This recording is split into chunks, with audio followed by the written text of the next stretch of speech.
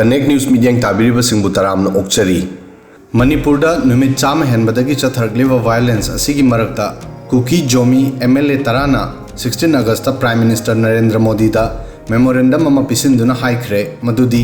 state असिगी चिंगी district मंगागी दमक तोंगानबा चीफ सेक्रेटरी अमदी डीजीपी नत्रगा मसिगा मानबा पोस्ट थमो स्टेट असिदा इरांग हौकिबा मतुंगगी कुकी कम्युनिटी की मीसिंग चिंगी डिस्ट्रिक्ट मंगा असिदा लेरगली एमएलए सिंह असिना प्राइम मिनिस्टर रिलीफ फंड दगी लुपा करोड़ 400 पीननबा हाइकी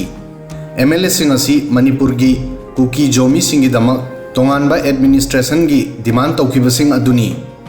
हौजिक फावबदी एमएलए सिंह असिना पामलिबा सेपरेट एडमिनिस्ट्रेशन असी फंगद्री फंगसु फंगलोय अदुगा मसिगी मतायदा सीएम बिरेन की सरकार मणिपुर असेंबली की स्पेशल सेशन तौगदौरिबा असिदा मणिपुर की टेरिटोरियल इंटीग्रिटी प्रिजर्व तौननबा रिजोल्यूशन अमा पुथोकपा याय मसिना पुथोकलबदी एमएलए तरा असिगी डिमांड असिगी मायोक्ता ओइगनी एमएलए तरा असिना मसिसु हाइकी मदुदी असेंबली स्पेशल सेशन दा मखोय यावरोय एमएलए सिंह असिना सिक्योरिटी रीजन पीदुना हाइरी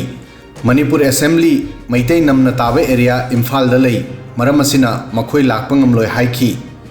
प्राइम मिनिस्टर दा पिसिनखिबा मेमोरेंडम अदुदा साइन तौखिबा कुकी एमएलए तरा अदुदी साइतुदगी हाउखोलेट किपगेन इंडिपेंडेंस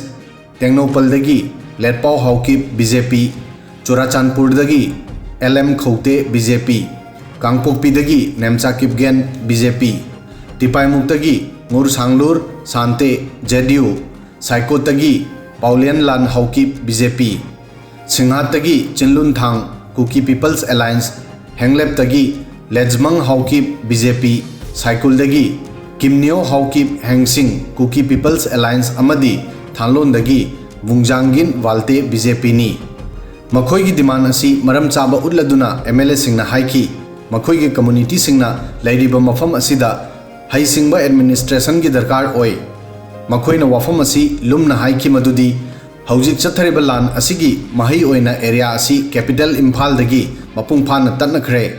अदुगा डिस्ट्रिक्ट मंगा की दमक मखोयना डिमांड तौरिबा असी चुराचानपुर कांगपोकपी चंदेल टेंगनोपल अमदी फेरजोलनी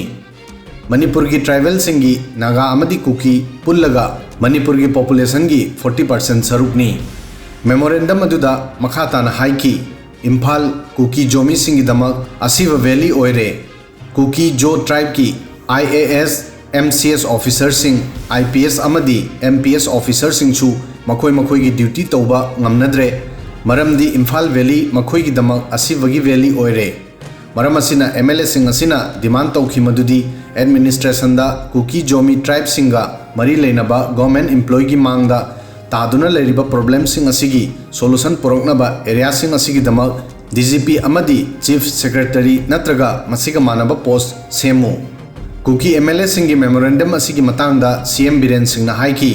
डेमोक्रेसी चटपा लेबा अमदा मिपुम खुदिंग ngangnanabagi राइट लई अदुगा लागलिबो वहंगदी कुकी MLA सिंग असिना पामलिबसि करिनो